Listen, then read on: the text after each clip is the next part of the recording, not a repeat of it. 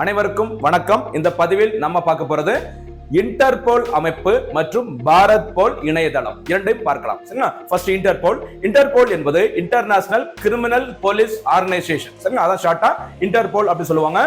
September 7, 1923 அன்று இந்த அமைப்பு உருவாக்கப்பட்டது.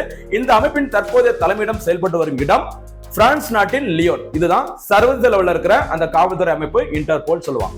அதே மாதிரி பாரத் போல், இந்த பாரத் போல் என்பது இந்தியாவின் சிபிஐ அமைப்பு, சென்ட்ரல் பியூரோ ஆஃப் இன்வெஸ்டிகேஷன். இந்த சிபிஐ அமைப்பினால தான் இது உருவாக்கப்பட்டது.